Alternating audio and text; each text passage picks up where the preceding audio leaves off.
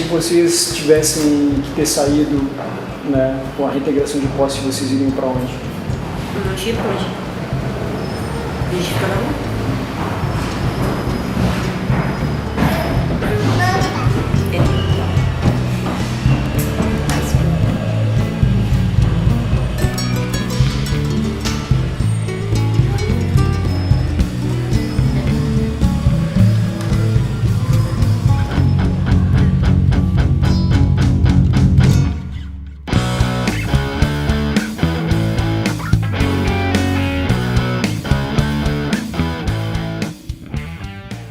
Eu tenho 10 netos, né? E 6 deles estão aqui, né? E tem mais o meu filho e mais a minha filha que ficam aqui, sabe? Moram aqui.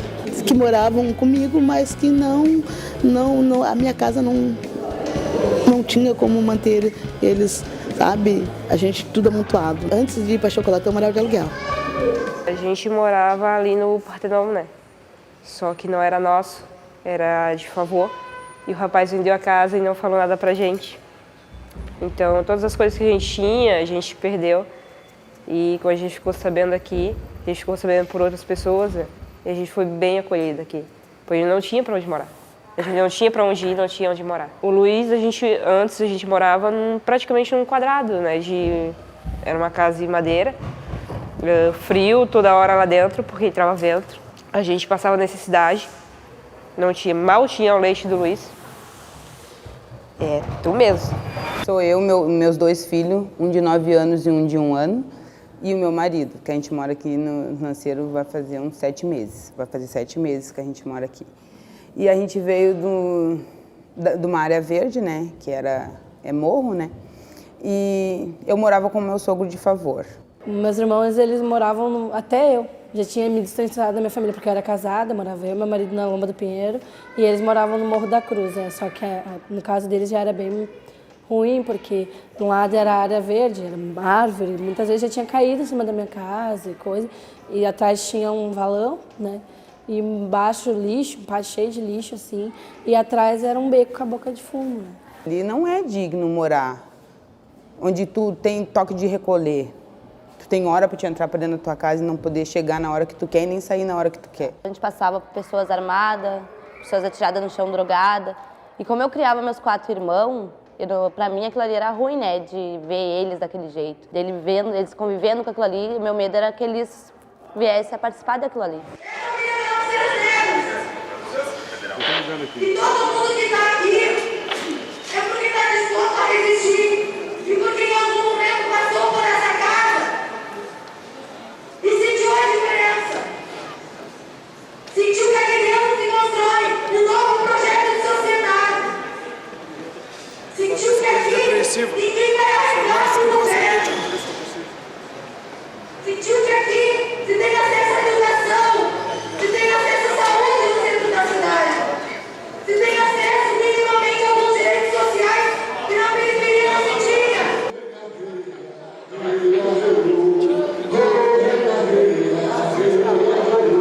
Lanceiro da guerra, ele não cansa. Lanceiro da guerra, ele não cansa. Que vergonha! Nós aqui, nós não somos usuários de droga, nós somos trabalhadores. Tem crianças aqui dentro. Covarde!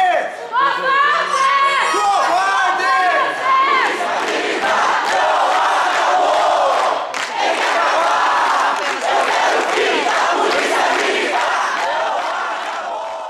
A gente não sabia da reintegração, a gente não sabia de nada. De tarde eu fui no mercado com a minha filha e eu vi um senhor tirando fotos das janelas. Eu fiquei olhando para ver o que ele estava fazendo, né? Daí ele estava tirando foto da janela, ele viu que eu estava olhando para ver o que ele estava fazendo e ele ficou me encarando.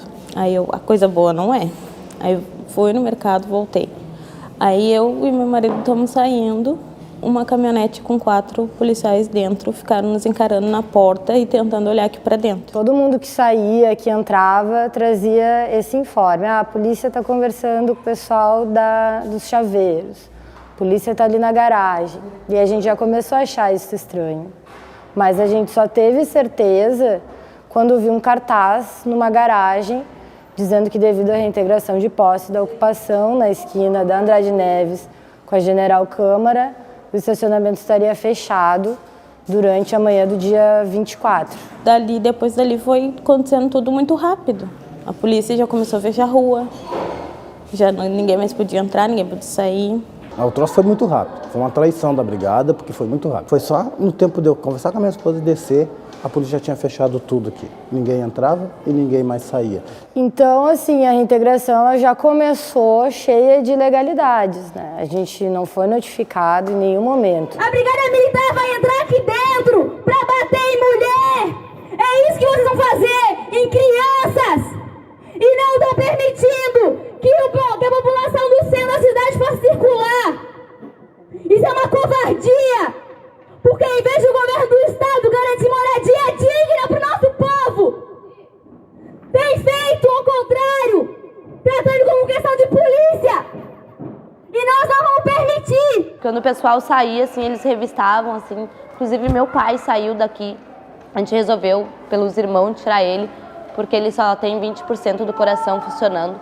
E a gente achou que ia ser uma adrenalina muito forte para ele. Levanta a cabeça, pai! Levanta a cabeça, velho! O senhor é um trabalhador, não é igual esses porcos! Humilhante, é trajante, sabe? É triste. Nós, pais de família, nós, as mães de família, as crianças, a juventude, entendeu?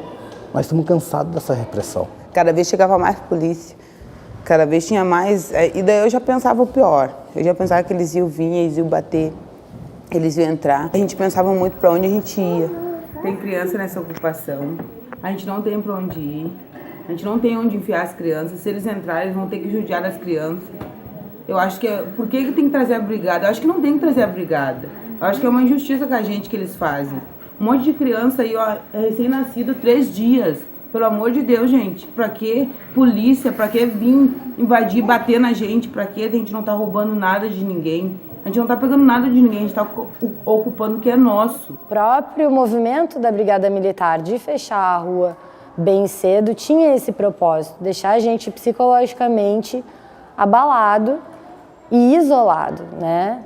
A ideia era ninguém que quisesse entrar, poder entrar. Nós estamos vivendo um estado de exceção essa noite em Porto Alegre. Nós estamos relembrando aqui os tempos de 64, né, onde homens armados agora passaram a rasgar a Constituição brasileira, os direitos do povo, passaram a rasgar os direitos humanos, né, e vão amanhã massacrar crianças, idosos, mulheres dentro desse prédio que se chama Ocupação Lanceiros Negros aqui em Porto Alegre. O que nós tínhamos para nos proteger? Nada.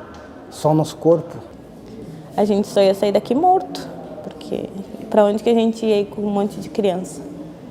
Para debaixo da ponte? A gente está aqui na ocupação há mais de 6 meses. Todas as crianças têm um espaço legal e está sendo muita injustiça o que a polícia está fazendo, todos conosco. São famílias de bem e a gente está... As crianças estão ficando nervosas já com a situação. Os caras vêm fazer barreira a 50, 100 metros da ocupação no dia 23, sendo que o mandato de reintegração é para o dia 24. Não nos deixaram escolha. Sou um trabalhador, sou pedreiro, eu preciso ir retirar minhas crianças ali. Eu só entrei para a ocupação porque realmente não tinha onde morar, estavam morando quase que na rua. E aí a gente começou a divulgar com todos os nossos contatos para estarem aqui o mais breve possível. A informação que a gente tinha é que eles iam começar a fechar a ocupação e o perímetro da ocupação à meia-noite. Então, nosso primeiro informe na nossa página era para o pessoal estar aqui antes da meia-noite.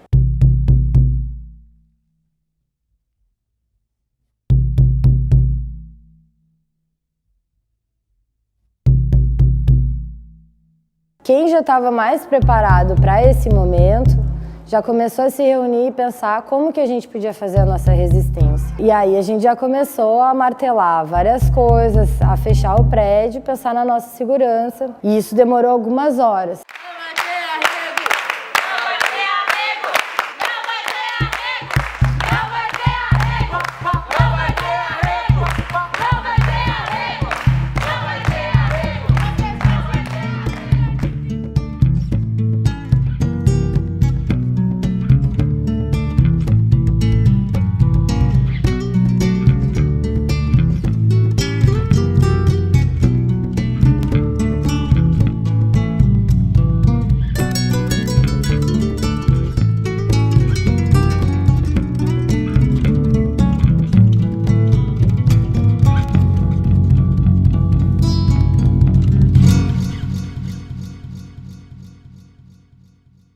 estava saindo da universidade, indo para casa e ia me dirigir para uma reunião quando eu fiquei sabendo de que ia ter a reintegração, que não tinha sido avisada, não estava programada nem nada. E quando a gente chegou aqui no centro, eu vim de carona com uma outra apoiadora que eu acabei conhecendo na noite mesmo, a gente acabou fazendo amizades com o pessoal que estava aí, né? E ela deixou o carro dela aí em frente à prefeitura e a gente viu 2 caminhões da polícia descarregando o choque bem naquele horário, né? E quando a gente chegou aqui, já tinha um número maior de apoiadores, acho que devia ter mais de 100 pessoas aí apoiando, né? E um número imenso de policiais aqui, talvez até desnecessário, né? Se pensar que eles iriam fazer a retirada de famílias, né?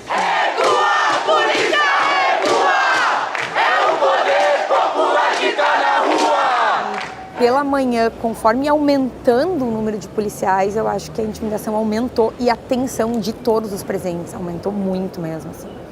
Bom, de ver o choque posicionado na porta da ocupação, né? Tipo, era inimaginável o que poderia acontecer, né? De imaginar todas as famílias, todas as crianças que ficam nesse espaço, né? Nós estamos prontos todos. Eu estou aqui pela Câmara Municipal, não posso entrar, vou ficar aqui, não saio. Porque você testemunha, inclusive, do que possa acontecer aqui, todos nós. Jussara, inclusive nós, os advogados, a gente não está conseguindo ter acesso. Sim, o meu advogado está preso lá dentro. A gente está sem acesso desde quando eles começaram o cerco, que foi 9h30 da noite. Sim, querido, vocês estão presos aqui dentro. Ó, os bombeiros vão tentar abrir o portão lá. Pega a fotografia lá, Tia. Você está fotografando do lado errado. Todo o coletivo de advogados, os advogados responsáveis não haviam sido informados, sequer as famílias. Não ocorreu nenhum diálogo por parte do Estado informando de que as famílias seriam, né, vítimas dessa reintegração de posse violenta.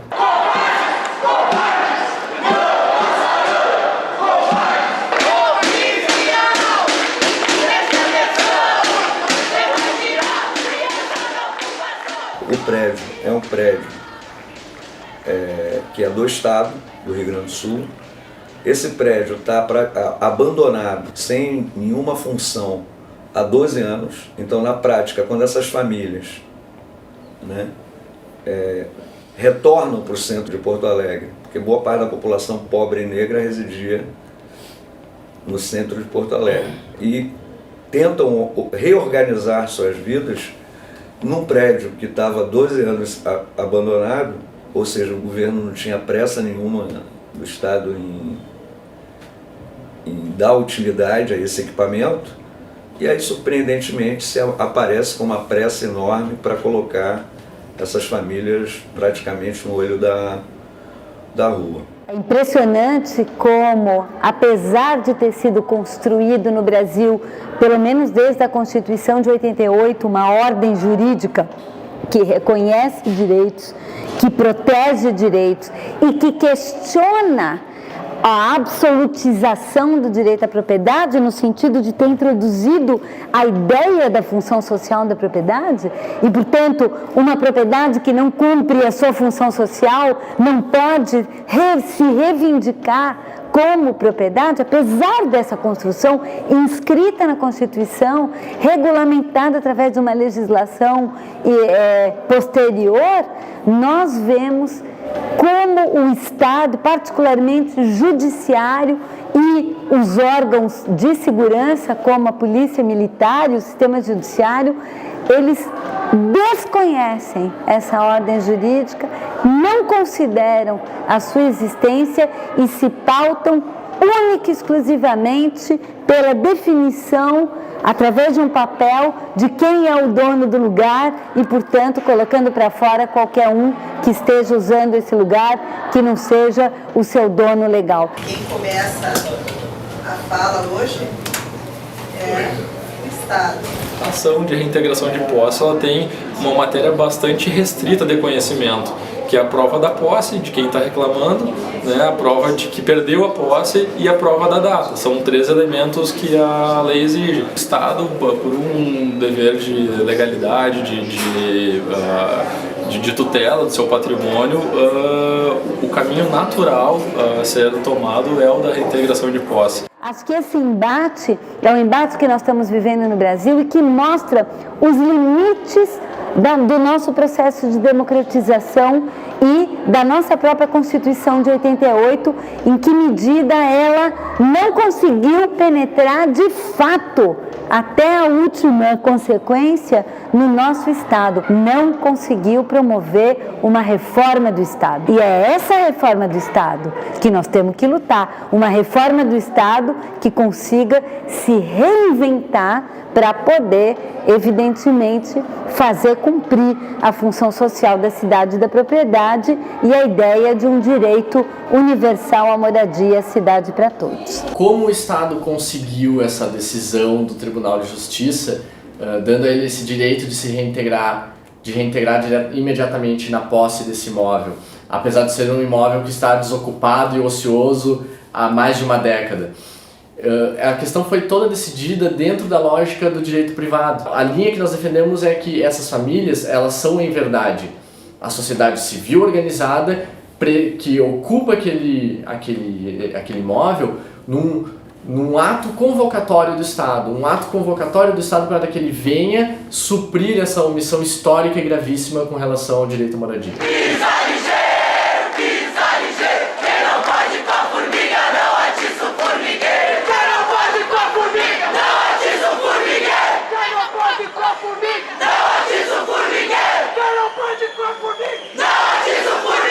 Qual é a questão federal que envolve? Sempre que há uma violação ao pacto, né, não interessa se pelo município, se pelo juiz estadual, se pelo Estado, né, ela é uma violação do Brasil e, portanto, é uma questão federal. Nossa atuação do Ministério Público Federal está ligada fundamentalmente à questão da relocalização. Os seres humanos não podem ser despejados e colocados na rua, né? Hoje não podem mais. Né? Acho que ainda há muitos juízes que não se aperceberam dessas exigências. Ao invés do Estado, que tem o dever primário, né? Estado, município, União, poder público, enfim, de cumprir, de realizar o direito à moradia, ao invés de providenciar um local de passagem, de relocalização para as pessoas, para que elas não fossem tiradas dali e colocadas na rua, ele entrou com recurso, com agravo de instrumento, entendendo que isso não era problema dele. Eu não tenho conhecimento de qual foi o relato que foi passado a respeito da integração. Por exemplo, não ter onde ser despejado do prédio sem ter para onde... Sim, isso na verdade o que acontece é que assegurar que se fizesse uma desocupação pacífica... A propriedade, ela tem que ser protegida se ela cumpre a sua função social. A propriedade que não cumpre a função social, ela não pode ter a proteção do Estado. Ela é em si uma violação da Constituição. Os trabalhadores do direito não são, como toda a humanidade, não são neutros, né? Eles expressam nos seus juízos, né, na interpretação que fazem da lei, no olhar sobre o caso concreto que se apresenta, né, seja uma briga de família, um conflito de família, seja um conflito pela posse de terra, ou um conflito pela moradia, como a nossa conversa de hoje, eles terão olhares e soluções que refletem também os seus valores. Preciso que a gente identifique que o recrutamento de juízes e promotores é feito fundamentalmente nas classes médias e nas classes altas da nossa sociedade. E aí já vem também uma marca do seu local de classe, né? Que enxerga no pobre, né? Naquele que não tem onde morar, mas não uma vítima de uma política pública, mas um perigo.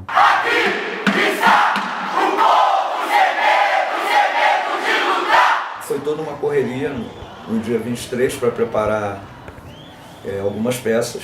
Nós tínhamos entrado já com um recurso extraordinário e um recurso especial em função dessa decisão de mérito no Tribunal de Justiça. Entramos aqui com uma medida antecipatória de tutela para que se desse efeito suspensivo a esses recursos e com isso se recolher o mandado e se suspender a liminar, né, de reintegração de posse. E também se distribuiu em Brasília uma cautelar, né, com o mesmo fim, né, ou seja, suspender os efeitos dessa reintegração de posse.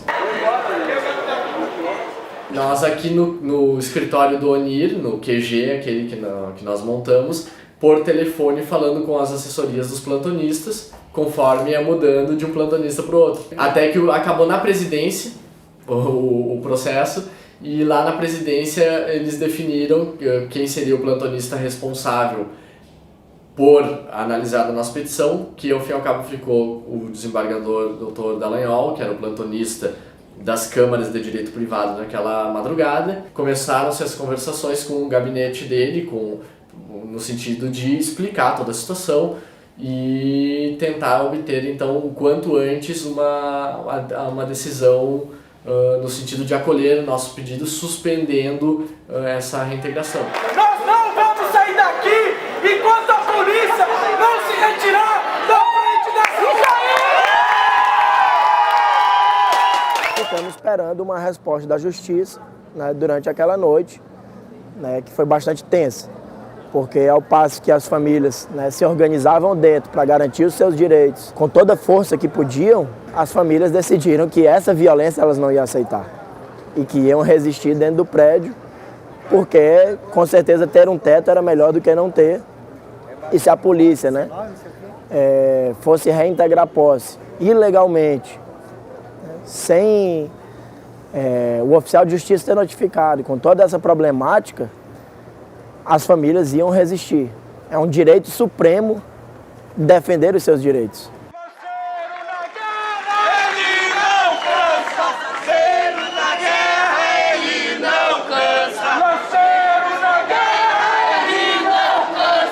Mas o fato é que isso já eram 6 da manhã e o tempo começou a passar e a partir daquele instante eu já não conseguia mais ter contato com o gabinete do plantonista. Enfim, não estava conseguindo. A última informação que eu tinha é que ele estava já analisando o nosso pedido. E a situação ficou assim por uns 40 intermináveis minutos, quando às 6h40 da manhã toca o meu telefone e aí já era a assessoria do desembargador para me informar que havia sido deferida a medida, conferindo efeito suspensivo aos nossos recursos e com isso inviabilizando o cumprimento daquela reintegração.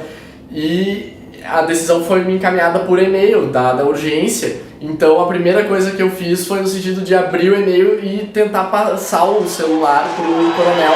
Aquele instante acho que foi uma catarse coletiva, assim.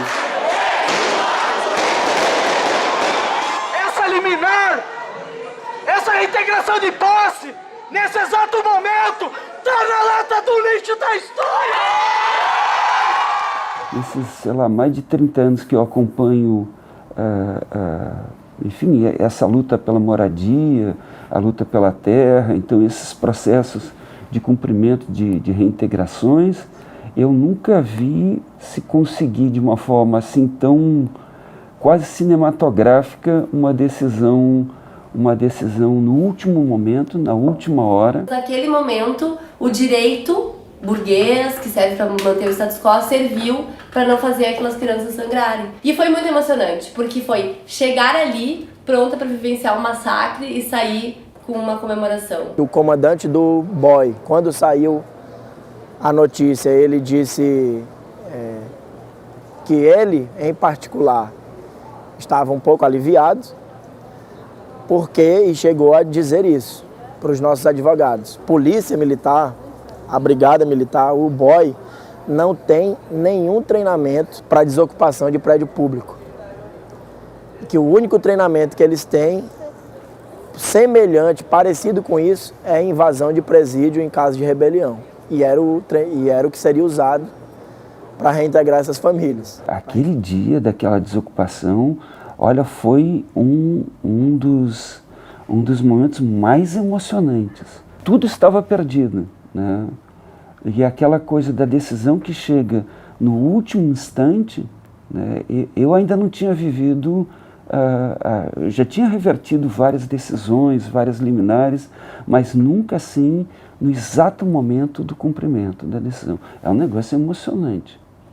Eu achei algo assim que alimenta a esperança, que diz assim, essa não é uma luta impossível. Eu tinha passado a noite inteira, quando a gente conversava, os meninos estavam entrando com as medidas, e eu tentava estimular o pessoal dizendo que as melhores causas são as impossíveis. E eu acho que ali a gente viveu a vitória de uma causa impossível.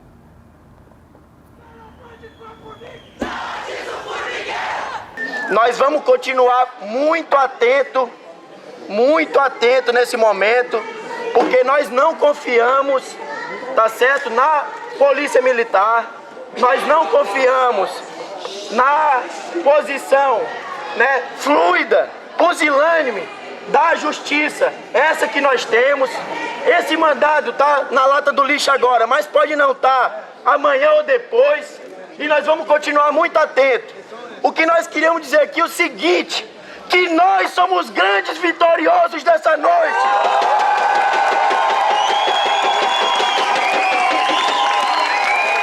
E as mulheres, e as mães, e as crianças dessa ocupação são as grandes protagonistas dessa história.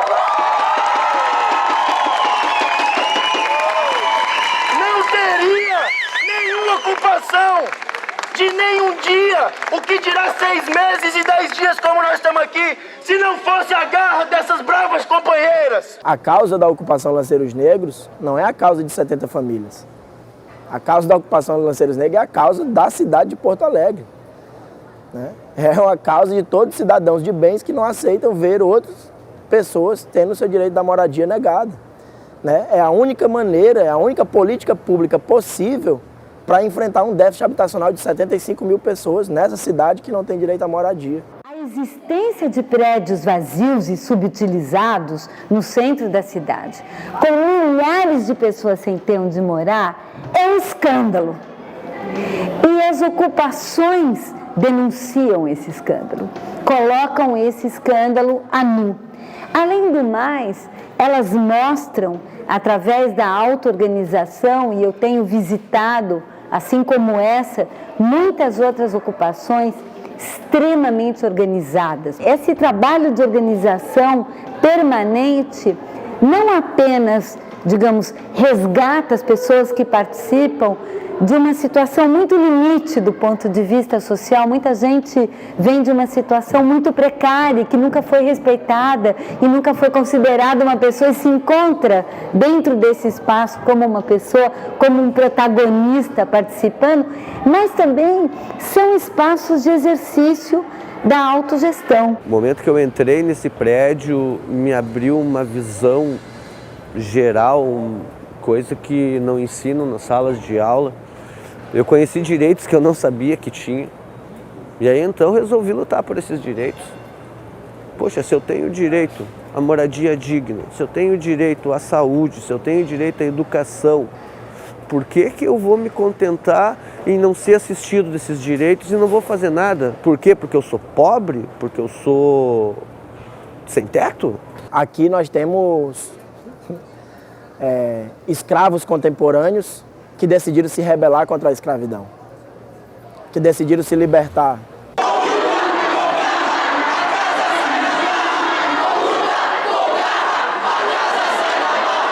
Eu quero agradecer muito pela força que vocês deram para nós aí, gente, ó. A gente não tem nem palavra. Recua, polícia, recua! E aí, de repente, a gente escutou da rua muitos gritos, assim, e as pessoas felizes, rindo, e a gente pensando, o que está acontecendo? E aí, de repente, alguém conseguiu um Twitter, conseguiu uma imagem. E aí a gente ficou sabendo que tinha uma decisão que suspendia a reintegração de posse exatamente sob os argumentos, né, de que essa reintegração com certeza ia ser um conflito grande na cidade.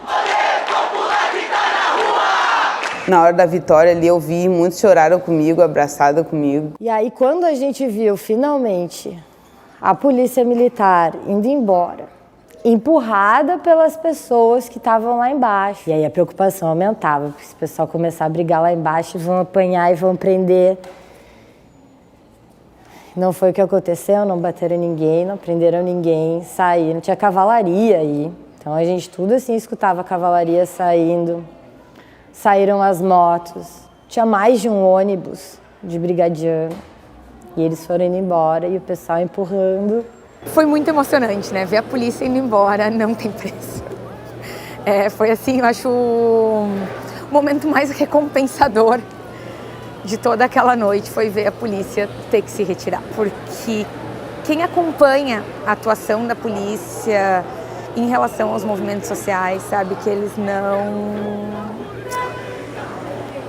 não se contêm em ser violentos. Tipo, eles usam da violência se eles acharem necessário.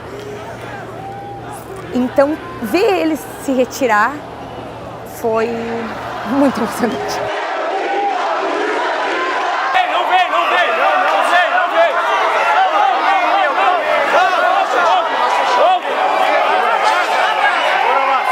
Quando eu saí assim, meu Deus, onde que eu tô? O que que aconteceu? O que que tá acontecendo? Porque parece que a gente estava há dias aqui. A minha esperança é ter minha casa, meus filhos numa escola boa. E ver eles crescerem e lutando também pelo futuro deles, né? É muito histórico preocupação lanceiros negros, né? Eu escutei até uma menina, ela deu uma reportagem, ela falou: os lanceiros negros estão vivos e eles estão aqui na General Câmara com Andrade Neves. Essa madrugada do 23 para 24 vai ficar marcada por isso. Não é a noite da reintegração de posse. É a noite da primeira resistência dos lanceiros negros contra o Estado. Foi uma batalha muito grande e foi muito bom ter vencido.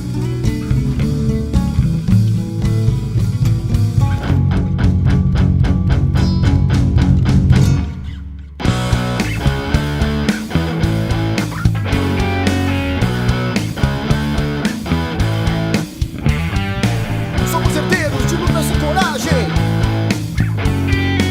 Somos herdeiros de toda essa bagagem. Somos lanceiros do povo brasileiro. Lanceiros negros, livres guerreiros. Somos herdeiros de lutas e coragem. Somos herdeiros de toda essa bagagem. Somos lanceiros do povo brasileiro. Lanceiro negro, livre guerreiro. Linha de frente na luta. Brasil erguido, nobre conduta. Lanceiros negros não fogem da disputa. Linha de frente na luta. Lanceiros negros não fogem da disputa. Na rua da ladeira. Lanceiro na guerra, ele não cansa. Lanceiro na guerra, ele não cansa. Vive na luta, cheio de esperança. Vive na luta, cheio de esperança. Lanceiro na guerra, ele não cansa.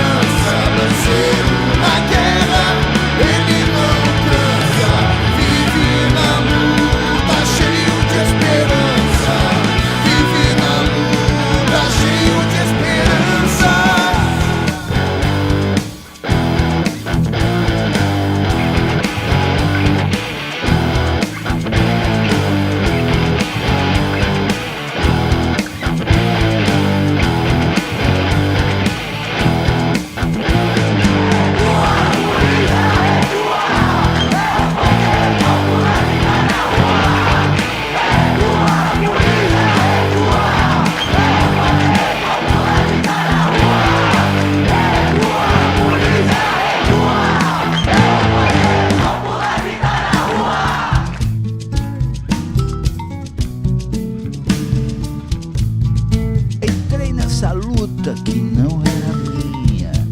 Eu, meus camaradinhas, entrei nessa luta que não era minha.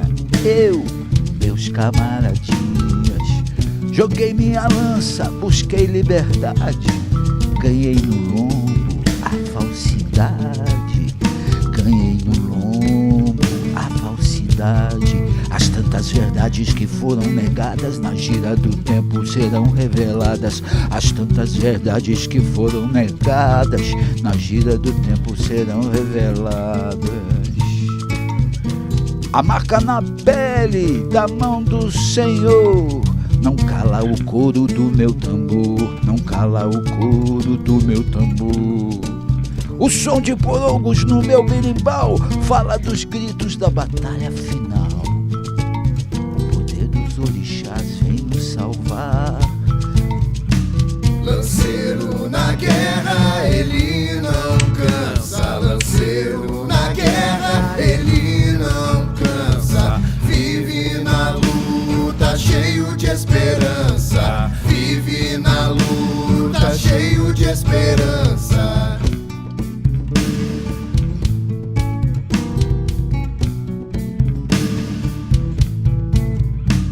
Lanceiro na guerra, ele não cansa. Lanceiro na guerra, ele não cansa. Vive na luta, cheio de esperança.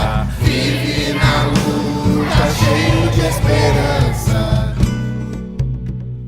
O poder dos orixás vem nos salvar no balanço das ondas das águas do mar. No balanço das ondas das águas do mar. No balanço das ondas das águas do mar.